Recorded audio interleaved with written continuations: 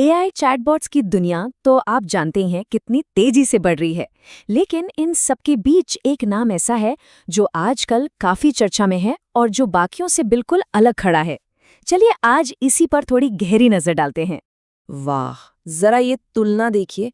Chat GPT economy class जैसा और Claude जैसे किसी का अपना प्राइवेट जेट हो। मतलब इससे दमदार तरीके से और क्या ही कहा जा सकता है। ये साफ दिखाता है कि क्लॉड को एक बिल्कुल अलग, एक प्रीमियम लेवल का एक्सपीरियंस माना जा रहा है।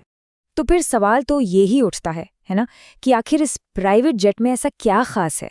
मतलब इस अपग्रेड से असल में मिलता क्या है। चलिए इस पूरे विश्लेषण में हम इसी बात की तह तक जाएंगे कि इसके असली फायदे क्या हैं। तो इसको ना आसान भाषा में समझते हैं। देखिए, एक तरफ है स्टैंडर्ड एआई जो जनरल पर्पस है, बेसिक काम के लिए ठीक है। लेकिन फिर आती है बात क्लॉड की। ये सिर्फ एक टूल नहीं, ये एक क्रिएटिव पार्टनर की तरह है, बिल्कुल पर्सनलाइज्ड, और इसके टूल्स काफी शक्तिशाली हैं। तो सफर शुरू होता है पर्सनलाइजेशन से। मतलब पहले ही कदम से क्लाउड को अपनी जरूरतों के हिसाब से तैयार करना। इसको सिर्फ एक सेटिंग मत समझिए, ये ऐसा है जैसे कोई अपने पर्सनल को पायलट को ट्रेन कर रहा हो अपने खास मकसदों के लिए। और पता है, इसे पर्सनलाइज करना बहुत ही आसान है। सिर्फ 2 सिंपल स्टेप्स हैं। पहला, क्लॉड को ये बताना कि काम किस तरह का है, मार्केटिंग, इंजीनियरिंग, जो भी हो। और दूसरा, उसे अपनी पर्सनल प्रेफरेंस बतानी होगी। मतलब जवाब किस तरह के चाहिए, ये साफ साफ निर्देश देने होंगे। चलिए एक असली उदाहरण देखते हैं। मान लीजिए किसी को अपनी इंग्लिश वोकैबुलरी सुधारनी है, तो उन्होंने क्लॉड को क्या कहा? सिंपल, कि अपने जवाबों में थोड़े एडवांस्ड शब्द इस्तेमाल करो, और हाँ, उनका मतलब भी बताते जाना। और ये देखिए नतीजा, बिल्कुल वैसा ही जैसा मांगा था। क्लाउड ने एक एडवांस्ड शब्द इस्तेमाल किया, मोमेंटस, और साथ ही उसका मतलब भी समझा दिया। तो ये फीचर सच में काम करता है और बहुत अच्छे से करता है। ठीक है, तो को पायलट तो सेट हो गया। अब वक्त है ड्राइविंग सीट पर आने का। क्योंकि देखिए, किसी भी एआई की असली पावर अनलॉक करने का राज होता है अच्छी प्रॉम्प्टिंग में। मतलब उसे सही तरीके से निर्देश देने में। ज्यादातर लोग एआई को बस ऐसे ही आम से थोड़े अस्पष्ट प्रॉम्प्ट्स दे देते हैं, जैसे इंटरव्यू की तैयारी में मदद करो, और इसका नतीजा वही जनरल घिसे पिटे जवाब मिलते हैं जिससे कोई खास फायदा नहीं होता। इसी समस्या को हल करने के लिए एक बहुत ही शानदार फ्रेमवर्क है, एम फ्रेमवर्क। सिंपल है। ए से एक्टर, एआई को एक रोल दीजिए, जैसे कि तुम एक अनुभवी रिक्रूटर हो।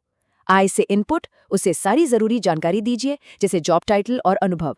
और एम से मिशन, उसे साफ साफ बताइए कि करना क्या है, जैसे इंटरव्यू के आम सवाल पूछो। और अब देखिए एआईएम फ्रेमवर्क का जादू। वही पहले वाला मतलब सब प्रॉम्प्ट अब कितना सटीक और विस्तृत हो गया है। अब एआई को A to Z सब पता है कि उसे क्या रोल निभाना है और क्या करना है। नतीजा, कहीं ज्यादा बेहतर, कहीं ज्यादा काम के जवाब।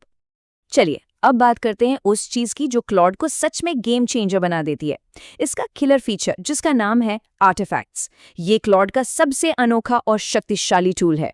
एक पल के लिए सोचिए, अगर सिर्फ एक प्रॉम्प्ट, एक कमांड से एक पूरा इंटरैक्टिव टूल या छोटा सा ऐप बनाया जा सके तो कैसा रहेगा।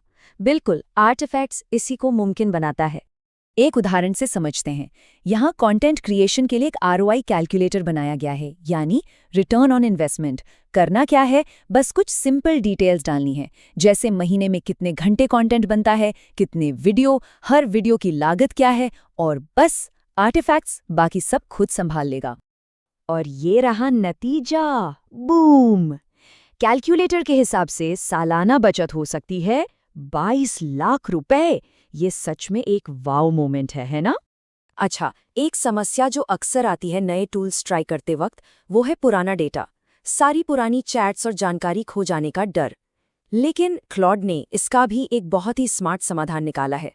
और समाधान इतना आसान है कि क्या ही कहना। सिर्फ ये 4 सिंपल स्टेप्स फॉलो करने हैं। सेटिंग्स में जाओ, प्रॉम्प्ट कॉपी करो, पुराने एआई में पेस्ट करो, और वहां से जो आउटपुट मिले उसे वापस क्लॉड में पेस्ट कर दो। बस सारी मेमोरी सिंक। कितना सीधा सा प्रोसेस है। तो हमने अभी तक क्या देखा कि क्लॉड सिर्फ एक चैटबॉट नहीं है। ये एक पर्सनल को पायलट बन सकता है, एक पावर यूजर का टूल है, और यहाँ तक कि एक मिनी ऐप बिल्डर भी। शक्ति तो बहुत है इसमें। अब असली सवाल ये है कि इस शक्ति का इस्तेमाल कैसे किया जाएगा। और हम इसी एक बड़े सवाल के साथ इस चर्चा को यहाँ खत्म करते हैं। सवाल है कि आखिर इससे बनाया क्या जाएगा? ये सिर्फ एक टूल की जानकारी नहीं थी, ये एक प्रेरणा है, एक मौका है ये सोचने का कि इस नई टेक्नोलॉजी के साथ क्या क्या नया बनाया जा सकता है, क्या क्या हासिल किया जा सकता है।